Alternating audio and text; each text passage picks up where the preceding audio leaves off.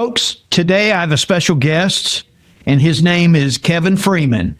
And if you listen to The Blaze or watch The Blaze, then you will know he's got a great show on The Blaze called Economic War Room, which pretty much keeps track of what's going on in our economy and the world and the impact that it has on our nation and your pocketbook. Because you're listening to my radio show because you want to know about stuff that affects your pocketbook.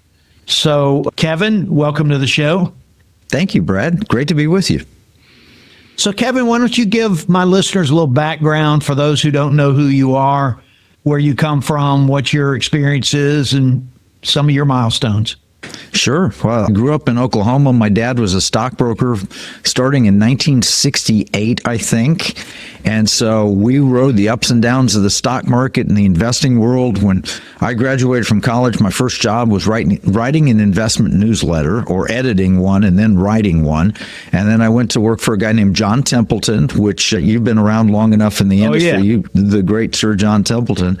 And I helped build his private client group. And I did that from the late 80s, early 90s until the early 2000s. And we built a division that was separately managed accounts. Sir John Templeton was the world's greatest global investor of the day. And I got to build the division that helped him individually manage private accounts down to $100,000, which today that seems normal, but back in 1990, that was unheard of, that you could do that with foreign investing. Then I left there and started my own firm. And in 2006, I traveled with a colleague, a dear friend, and we went to Moscow, and I began to realize, I was working for Sir John on a private basis at that point, began to realize that there's more to investing than just seeing free markets and that sort of thing. There's nefarious actors. Yeah. And bottom line is, we have a tagline. It is, what we see as a marketplace, our enemies view as a battle space. And so we met all of Putin's top ministers and realized they were doing economic warfare. They weren't just offering securities and investment opportunities. And in 2008, the Pentagon hired me to look into the 2008 financial crisis and crash, and we found evidence of nefarious activity. Foreign nations that were trying to crash our stock market. Worked for the Pentagon as a consultant, outside consultant, for a couple of years, and then wrote a book, which I think you've got, Brad, A Secret Weapon, that tells the history of what happened in 2008. So anyway, that's how I got into this. Glenn Beck picked up what we were doing, and eventually we got a show on Blaze TV, and now we have a show on American Family Radio, and we're just trying to help Americans deal with the fact that we are in a global economic war, and that's going to impact their investments, it's going to impact their jobs, it's trade war, it's financial war, it's all of those things happening at once, and most people just don't understand that.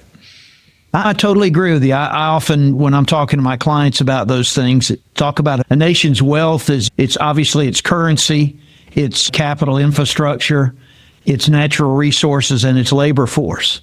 And so we're being attacked, especially by China, on every one of those fronts. And so I'm a big instigator of trying not to buy anything from China, not to hurt the Chinese people, but because the Chinese government is not our friend. And so a lot of what you write is news, or is music to my ears. You're singing to the choir. So I know you've written 4 books that I know of. Is there any more that I don't know of?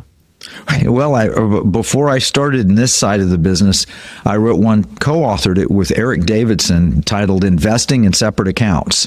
And now it's common and passé. But then when we wrote it, the mutual fund industry was dominant. Nobody thought you could manage small portfolios. And Eric is a former, after we wrote the book, he went on to become the chief investment officer at Wells Fargo. And now he's a finance professor with a PhD in behavioral finance at Baylor University. So he's a dear friend, best man at my wedding, and we co-authored that book together. Awesome.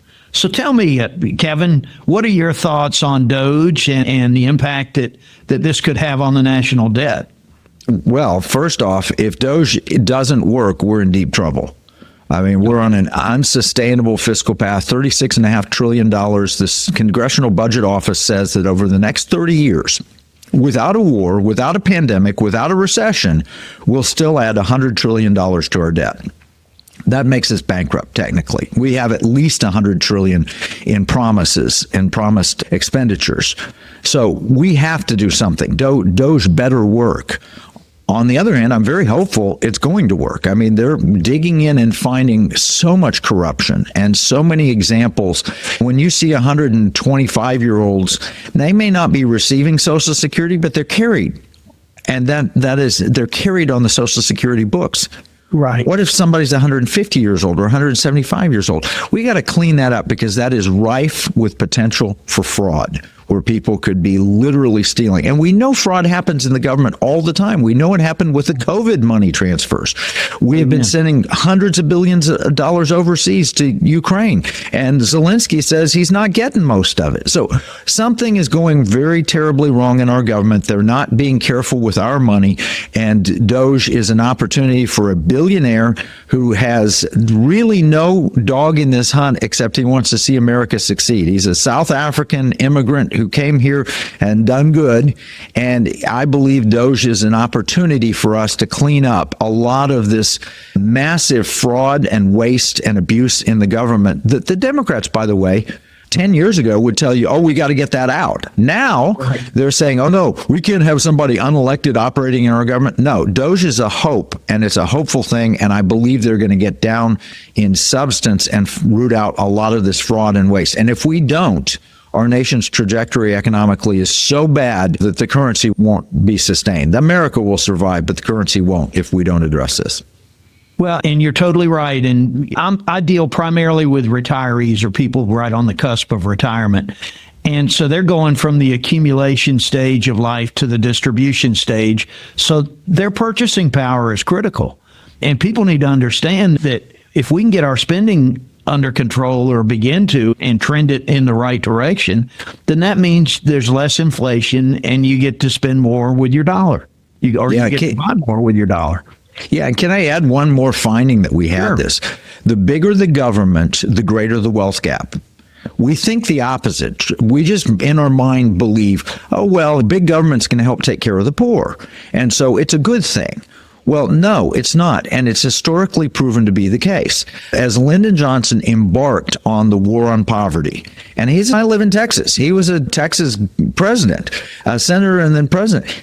I'll tell you, it was a terrible policy. It was a terrible activity. We've spent $30 trillion fighting in the war on poverty. We still have the poor with us.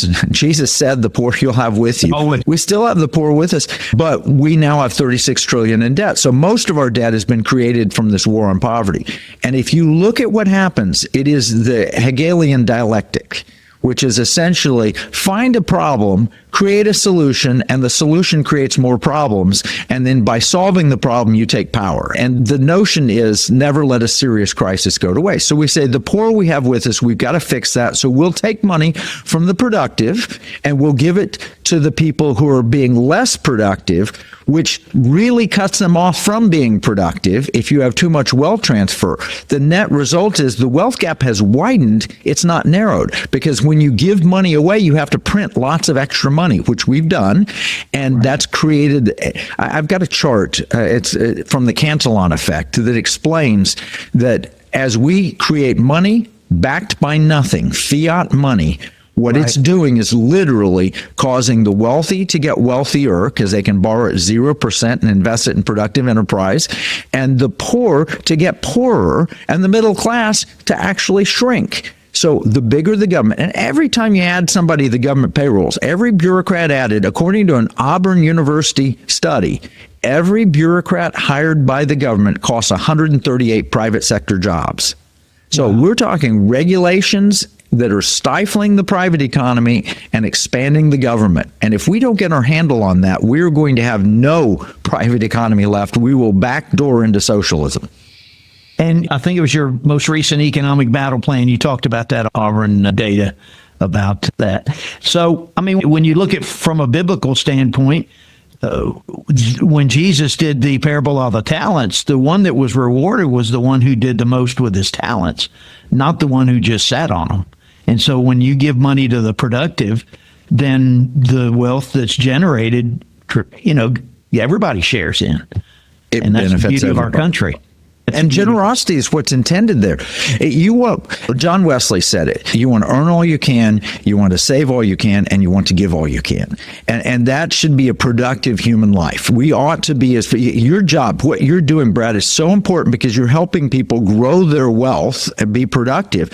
But then they should turn around and be generous from that. It's not the government's job to take care of the poor. In my opinion, it's the church's job and individuals' job. Generous people ought to be taking care of the poor.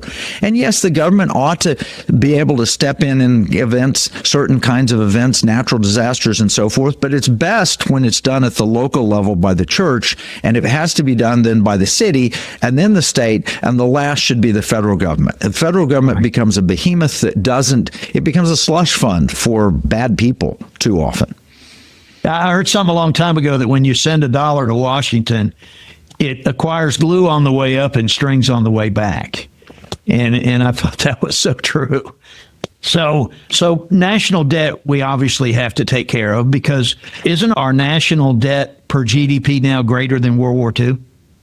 Oh, yeah. And the projections are World War II, we had a purpose to ramp up the debt, but the intention was we're going to enjoy the prosperity that comes when we win, and we were able to enjoy that prosperity that followed, and we were able to pay down that debt. Here, we've dealt with pandemic and everything, but we just continue adding $2 trillion. Actually, we're adding close to $1 trillion every 90 to 120 days of new debt. And we're paying $3 billion a day in interest only. So it really is hard to get out of that kind of debt cycle. But it's hard because we're used to the way things are. It's not that hard. It's like losing weight. If you burn more calories than you consume, you'll lose weight. If we grow our economy faster than we grow our government, we'll get out of debt. That's the key. Grow our economy faster than government. We've been doing the exact opposite. And so economic growth, which should be 5, 6, 7% per year, has been reduced down to 1 to 2 to 3 when we're really lucky. 3 used to be the floor. Now it's the ceiling. Yeah, 3 used to be, okay, well, they did okay. And if you were below 3, it was like, well, he's not doing such a great job. And the way this Doge is they're looking over things.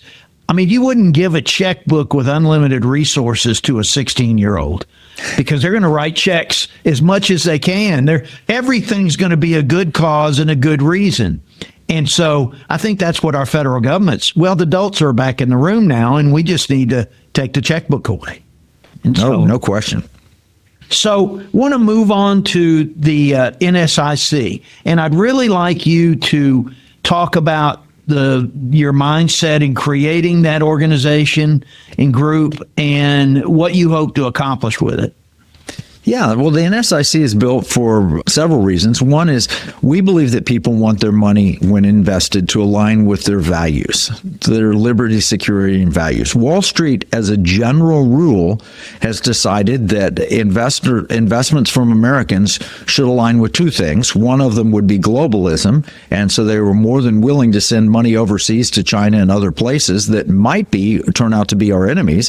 And the second thing, they wanted to align with their values here in the United States. And so their values would be DEI and ESG. And they're big on these things in Wall Street. And when I worked for John Templeton, I thought this is the greatest active manager in the world. And there was another guy out there, John Bogle, who was the best known passive manager of the world. And John Bogle's a tremendous guy, built Vanguard, built the whole the industry based on index investing, which has been a huge benefit for so many people. Bogle, though, shortly before he died, wrote in the Wall Street Journal an editorial, and he said, I believe I've created something really magnificent. Warren Buffett calls it the greatest financial innovation, and Buffett loved S&P 500 investing. However, Bogle then went on to say, it is the biggest danger to the American public that you can imagine, because those who are investing with an index only are going to take the share voting, the proxy voting capabilities, and they're going to vote them for their interests and rather than the interests of the individual owners. Wow. And that turned out to be totally prescient. Now, he died like 2 months later, but his warning was appropriate. Nobody knew who BlackRock, State Street, and Vanguard were in political terms until a few years ago when we realized they're the ones cramming ESG down our throats. They're the ones that are going to Disney and saying to Disney, by the way, you need to have LGBTQ plus representation in every show. And you need to have this kind of broad view of things. And so Disney takes a beautiful franchise called Toy Story, and because of their DEI office and because of their ESG office, they decide that Toy Story ought to have Buzz Lightyear kissing a male counterpart and put it in the show, which means it can't air in Saudi Arabia or any other Muslim country, which means they just limited their audience. Right. I don't think that a corporation we invest in has to be a Christian corporation. I mean, I like Christian chicken. We call it Chick-fil-A. But I don't want Christian Coke. Give me a Coke and a smile. Hey, my job, if I invest in you, make the maximum return for your shareholders, follow the rules. And if I don't like what you're doing, I'll invest somewhere else. But I don't want them to cram their faith and beliefs down me, even if it's the beliefs that I hold. I want them to maximize the earnings for the corporation. Well, Disney didn't maximize the earnings. Disney stock, which was on a tear, all of a sudden just gets shredded because nobody wants to go see their woke movies anymore. So bottom line is ESG and DEI have been a cause for people to lose money in the markets and so forth. I'm not guaranteeing performance or anything else. I'm just noting that I want to make my investments aligned. So we created the NSIC Institute to help people find financial advisors who align with their values, both globally and domestically. If you believe in DEI and ESG, by all means, find an advisor that aligns with that. And I can show you a dozen Wall Street firms that do that. But if you want liberty, security, and values reflected in your investments, if you want to be pro-America reflected in your investments, why not find a National Security Investment Consultant Institute advisor? That's the NSIC. And we don't tell them what to invest in. We just work together with like-minded ideas and sharing opportunities and suggestions. And I'll tell you, I would want my family's money invested. If something happened to me, I'd want them invested through an NSIC advisor. Okay. And I'm proud to have been through your program. So, in fact, right after I went through that, I had a client ask me about you on their first appointment. And I had just finished taking your course. So it was very timely. But going back to what I was saying about a nation's wealth, the NSIC is really investing to make not only you wealthier, but our nation stronger, which in turn makes you wealthier, correct? No, that's exactly the intended purpose. I think too often Wall Street was saying, well, here's a shiny object, China. So let's just make all our investments in China. And then you wake up 5 years later and you realize our entire pharmaceuticals industry has outsourced to China in some way. We can't make drugs without Chinese components. And you say, wow, if we ever got in a war with China, that would be bad, wouldn't it? And the answer is yes, it would be bad. And our computer chips and everything else. So there is a national security reason to invest in the United States, to preserve liberty going forward. But there's also a personal investing reason. A lot of those Chinese companies, there was one called Luckin Coffee that didn't conform to SEC standards, and it turned out to be a terrible investor for Americans. We thought they were investing in the Starbucks of China. Well, their accounting practices are not the same as ours. Right. And as a result, when they report it, and every Chinese company under the Chinese Communist Party has duty number one to serve the party. That's their top number one duty. And so given all of those things, the people I know, the families I know, they want their money invested with at least an awareness of that. Have open eyes going in. And that's why, Brad, you and others like you that have gone through our training program or part of it, you at least have the open eyes. If you're going to make an investment in China, which you might, you want to do that with the notion that you're aware of where the loyalties lie, how this impacts the United States, because investing is much more. I mean, for a Christian, there's a very plain statement there. It'd be better to have a millstone tied around your neck than to cause one of these little ones to stumble. Well, if I'm investing in something that's bringing fentanyl into the United States, it might be profitable, might be wildly profitable, probably is. But if it's causing one of these little ones to stumble, no, I'm investing for eternal reasons as well as temporal reasons. And my clients, when they work with me, they want me to make those kind of decisions, or else they'd be doing it themselves. And so they are comforted by the fact that there's a reason to invest in things and a reason not to invest in things. And it's the greater good. I mean, it's not just the bottom line and the quarterly profit and the dividend. It's what's the long term. So I appreciate that. Well, I wanted to talk, our last subject is Pirate Money. Let's talk about Pirate Money. This was a great book. I love this book. And one thing I understand that Fort Knox may get a visit, which I've often wondered about. What are your thoughts on that, Kevin? Okay, I have no idea. Fort Knox, Congressman Ron Paul and Senator Rand Paul have long argued that we ought to at least audit our gold and see if it's actually there. And the reason for it's pretty simple. If nobody ever checks on the gold, there's no reason to keep it there. You can just pretend it's all there. And you can sell it and spend the money, and that opens the potential for fraud and abuse. So you ought to check on it occasionally to make sure the money that you claim is there is actually there. Now, I wrote this book, Pirate Money, because I believe gold and silver are money. That's true biblically. It's true historically. 6,000 years of human history say gold and silver are money. And frankly, our Constitution, Article 1, Section 10, says gold and silver are money. And we've gotten away from that. We have unbacked paper money, and there's a long history that I explain in the book, Pirate Money, of why money used to be gold and silver, but in America now it's pieces of paper, and really it's not even that. It's ones and zeros on a computer on the Federal Reserve.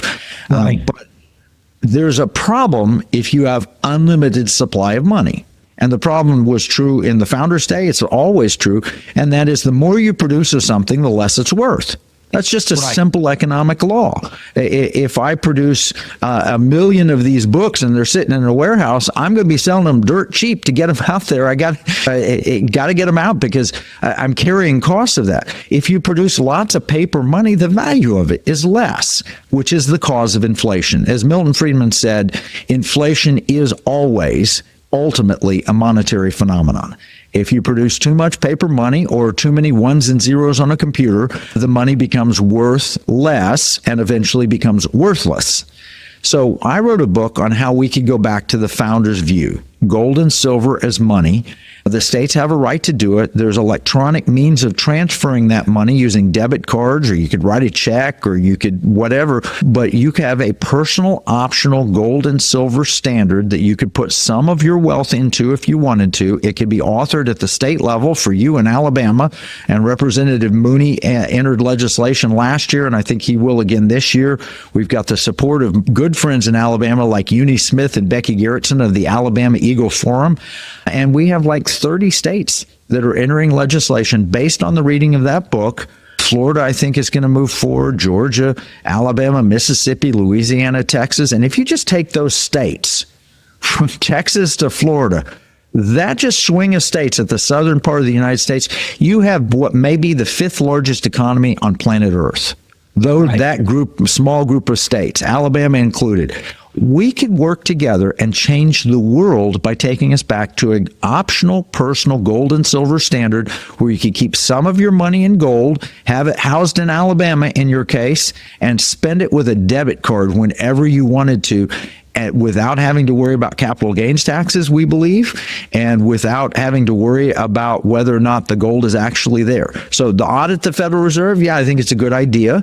I hope the gold's still there, but why not set up an Alabama-based currency just as the founders intended? That's an interesting idea. Now, full disclosure for my listeners, I'm not recommending you buy gold or silver or not do it. That's a personal decision. And this discussion is informational to get you some background, because I get a lot of questions from people when they first come in. Should I be buying gold? And of course, that's a personal thing. What you're talking about here, Kevin, is a way to use gold in everyday life, correct? That is correct. In fact, I don't view, John Templeton told me gold's not an investment, at least not in the classic sense. An investment is a stock or a bond where you can get interest, or a stock that you can get dividends and growth, or a piece of property that you could grow food on, or whatever. It's not a traditional investment, but it is historically money. And what I'm talking about is holding your money in the form of gold and silver. You could hold your money in the form of euros, or dollars, or other types of currency. If we make gold and silver money again, we're not investing in it. We're just saying that's an optional at the personal level. And like you said, we're not guaranteeing that gold is going to go up relative to the dollar or go down relative to the dollar. I don't have any idea what the future is going to hold. But it's really a store of wealth. It is. It's just a form of money that you can hold, and people buy it as a hedge against inflation or crisis. That's when they say to you, I want to buy some gold. They're saying, I'm worried that there might be inflation or a crisis, and I want to hold on to it. Now, recently, they may be saying to you, it's going up, and I want to get in on this gravy train because it's going up. In reality, over 100 years' time, gold has held its value. It is not appreciated relative to its purchasing power very much at all. I mean, 100 years ago, you could get 21-ounce gold coins 100 years ago would cost $400, or you could have $20 bills 100 years ago. With that, you could buy a really nice car. I mean, the Model A was $280 in 1925. The top-of-the-line Oldsmobile was $680. A good average car, a nice car, would have run $400. If you have those 21-ounce gold coins today, the value of the gold in them today is about $58,000 approximately, which buys you a decent car. That's about right, a decent car. Yeah, it doesn't buy you the top end, and it certainly doesn't get to the low end, the entry level. It buys you a decent car, just like it did 100 years ago. In other words, gold has held its value. And that's true for almost any period you look. Gasoline for your car costs between $1.25 if you have the silver content of a pre-1964 quarter. So I'm not talking about an investment here. I'm talking about a form of money.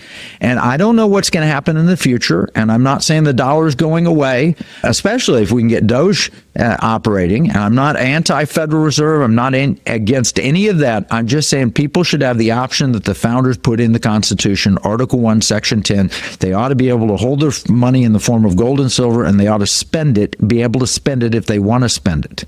And so that's what we propose in the book. Pirate money, we have legislation in at least 24 states that's been entered. And there's going to be states that adopt a personal optional gold and silver standard where you can hold wealth, a portion of it. I wouldn't put everything into it, but keep some of your ready money in the form of gold and silver. The problem now is you can go to Costco and buy gold. They'll sell you a 1-ounce gold bar at basically spot price or close to it, and you can buy it and you can take it home. And what do you do with it? You put it in a safe, or you put it in a shoebox, or you take it to the bank in a safety deposit box. When you need to spend it, what do you do with it? You take it to a pawn shop. You can't really spend it, and you can't cut off a piece of it and buy your cup of coffee. But if you had it in a deposit, on deposit in a state approved vault, and then you had electronic transfer capability. So, Brad, I could say, hey, I want to buy from you a book that you've got. You've bought one of my books, so I buy one of your books, and I'll pay you the $20 for the book equivalent in gold price. I could just transfer that amount of gold to your account, and it'd all be taken care of seamlessly, electronically. And I could buy, and like I went to Public Supermarket, and I bought in Public Supermarket, I bought a bag of oranges. I just paid for it out of gold using electronic transfer via debit card. I think people should have that choice, and state legislatures can make that happen. And in reality, that's kind of what they were looking to Bitcoin to do. It's just that the difference is that when you got a gold-backed currency, it's not digital in the ether somewhere. It's in a vault. It's real. It's there. It's in the vault. And if you show up at the vault and you say, here's a check, I want my gold out, they would give it to you. That's the kind of system we're talking about. It's constitutional. Bitcoin is great, phenomenal, fine, excellent, but it's not constitutional. So a state can't make it legal tender. They can make gold and silver legal tender. It's in the Constitution, plain language. Amen. Amen. Well, Kevin, I really appreciate the time you've spent with me today. I think my listeners will get a lot out of it, and I'll get with you. I normally in different shows will give away some books, And so I'm going to get with you about how I can get some of your books. And the first 5 callers in today will get Pirate Money. And I'll get with you on how I need to get that from you. But we'll post the number at the end of the show. And I think it's a great read. I think any of Kevin's books would be a great read. And watching his show on the Blaze is a good use of your time. So if you're concerned about the economy, your retirement, and your money, then Kevin's a great place to go for a source. So any parting comments for my listeners? Yeah, if you want to follow us, you can go to economicwarroom.com for our Blaze TV show. Sign up and we'll send you an email with what's on the show every week. It's free. Or you can go to piratemoneyradio.com and get our radio program. That's also free, and just sign up to get our weekly update. Awesome. Well, Kevin, again, it's a pleasure knowing you, and look forward to talking to you again soon. Thank you, Brad.